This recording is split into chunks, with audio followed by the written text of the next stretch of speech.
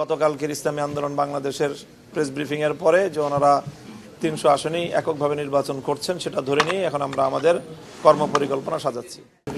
এই যে 11 দল থেকে এক দল তো বের হয়ে গেছে, আপনারা কি এখন পর্যন্ত আসার কিছু দেখতেছেন এবং আপনার সাথে যোগাযোগ করতেছেন কারোর সাথে? আপনার কোনো দায়িত্ব দেওয়া হয়েছে এই জায়গাটাতে?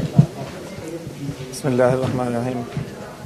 আমরা 11 দলীয় নির্বাচনী যে ঐক্যের পথে চলছিলাম, আলহামদুলিল্লাহ আমরা অনেক দূর একসাথে পথ চলেছি।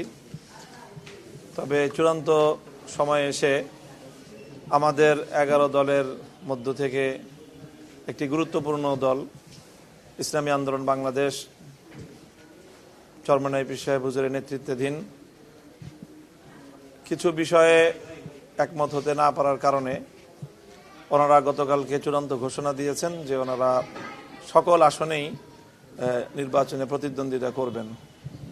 তো সেই হিসাবে এই মুহূর্তে আমরা তাদের এই ঘোষণাটাকেই চূড়ান্ত ধরছি যে ওনারা নির্বাচনী আসন সমঝোতায় এখন অন্য কারোর সাথে শেয়ার করছেন না, ওনারা এককভাবেই সারা দেশের সকল আসনগুলোতে নির্বাচনে প্রতিদ্বন্দ্বিতা করবেন।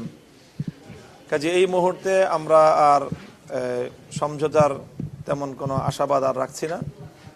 বাকি আমরা এটুকু আশা রাখি যে পরবর্তীতে পথ চলতে চলতে রাজনীতিতে শেষ কথা বলতে কিছু নেই এবং নির্বাচনী বাস্তবতার সম্মুখীন হয়ে হয়তো আমাদের সকলের মধ্যে আবার নতুন করে কোনো উপলব্ধি সৃষ্টি হতে পারে। প্রতিদ্বন্দ্বিতার মাঠ থেকে জনপ্রত্যাশা জন আকাঙ্ক্ষার ভিত্তিতেও আমাদের মধ্যে আবারও সেই ভেঙে পড়া সমঝোতা আবার নতুন করে পুনর্নির্মিত হতে পারে, সেই আশাবাদ তো আমরা শেষ মুহূর্ত পর্যন্তই রাখবো ইনশাআল্লাহ। এই নির্বাচনের কথাই বলছি আমি, যে নির্বাচনের মনোনয়ন প্রত্যাহারের এই মুহূর্তে আমরা সেই আশাবাদ রাখছি না।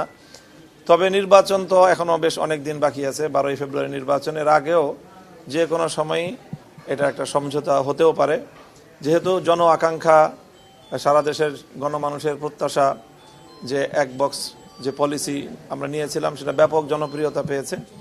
কাজে সেই জায়গায় সকলেরই জনগণের প্রতি একটা দায়বদ্ধতা আছে। আমরা জনগণকে বলেছি, সম্মিলিতভাবেই বলেছি। কাজে জনগণের কাছে যাওয়ার পরে মাঠ থেকে যে প্রতিক্রিয়া আসবে সেটার কারণে হয়তো আবার আমাদের মধ্যে একটা এই যেই দূরত্বটা সৃষ্টি হয়েছে সেটা আবার আমি আশাবাদী এখনো যে শেষ মুহূর্ত পর্যন্ত সেটা পুনর্নির্মিত হতে পারে। আপনাকে দায়িত্ব দেওয়া হয়েছে, গতকালকে তার আনুষ্ঠানিক ঘোষণা দেওয়ার পরে আপনি তাদের সঙ্গে কোনো যোগাযোগ হয়েছে কিনা বা আপনার সাথে কোনো যোগাযোগ হয়েছে?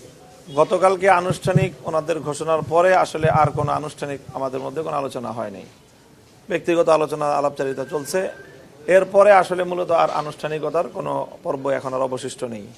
অনেক সোশ্যাল মিডিয়ায় আর কি আসতেছে যে আগামী 19 তারিখ পর্যন্ত হয়তো বা আপনাদের পক্ষ থেকে তাদের সাথে একটা যোগাযোগের চেষ্টা করা হবে। যদি 19 তারিখ পর্যন্ত তারা পজিটিভ কোনো সাড়া না দেয় তাহলে হয়তো বা 20 তারিখ আপনারা 10 দলে বাকি যে 47টা আসন ছিল সেটা আসলে না আমরা জি না আমরা অতদিন পর্যন্ত এখানে আরো অনেকগুলি পর্ব আছে। মনোনয়নগুলো যেগুলো আমরা সমঝোতার ভিত্তিতে ঐক্যমত হয়ে গেছে সেই আসনগুলো থেকে অন্যান্য প্রার্থীদের মনোনয়ন প্রত্যাহারের বিষয় আছে। তো আমরা প্রাথমিকভাবে ঠিক করেছি যে 19 তারিখে আমরা সম্মিলিতভাবে আমাদের এই যারা নির্বাচনী ঐক্যের শরিক সকল দলের যে সকল আসনগুলো সব আসনই সমঝোতা হয়ে যাচ্ছে, তো একজন প্রার্থী ব্যতি রেখে অবশিষ্টরা সকলেই সেখান থেকে মনোনয়ন প্রত্যাহার করবে এবং সেই মনোনয়নগুলো আমরা ঐক্যবদ্ধভাবে একসাথে প্রত্যাহার করব। কাজেই আমাদের হাতে 19 তারিখ পর্যন্ত সময় আছে।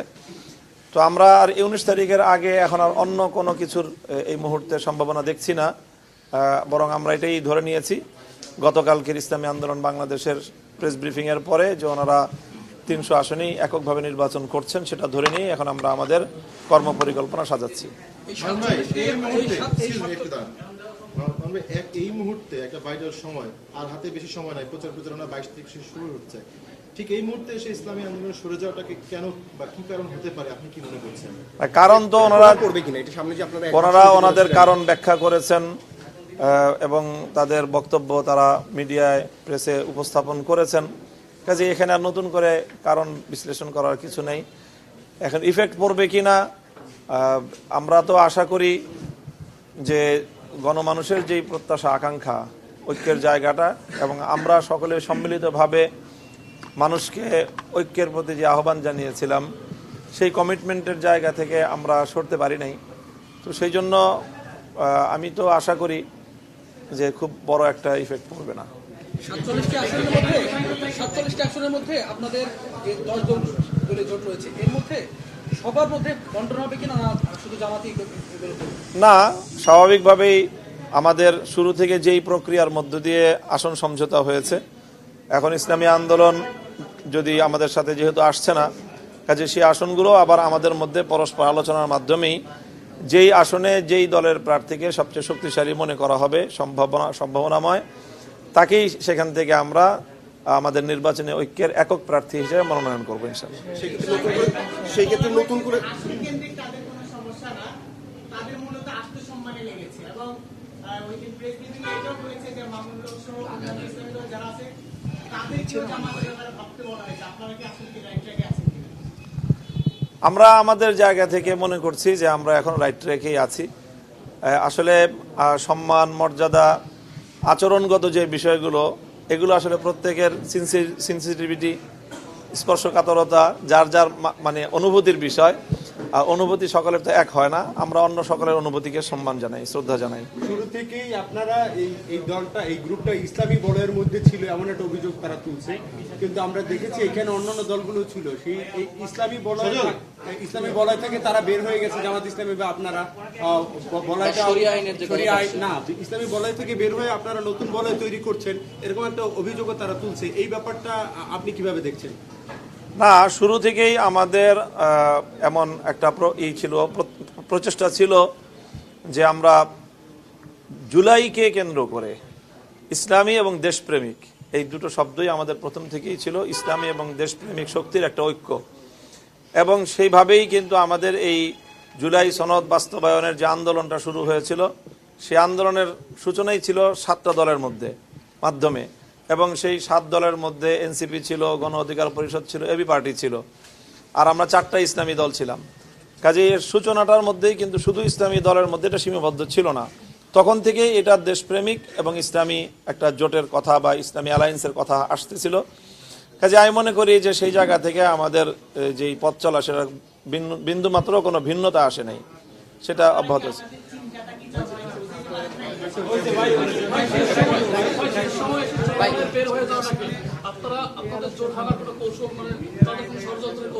অন্য কোনো ষড়যন্ত্র আছে কিনা? না, আমরা কারো ষড়যন্ত্রের এটাকে কৌশল মনে করছি না। আমরা মনে করছি যে এটা আমাদের ব্যর্থতা, যে আমরা সকলে মিলিত হয়ে থাকতে পারলাম না, এবং আমরা জনগণের যে জনপ্রত্যাশা আমরা তৈরি করেছি, সেই প্রত্যাশা জায়গাটাকে আমরা পরিপূর্ণভাবে রক্ষা করতে পারি নাই।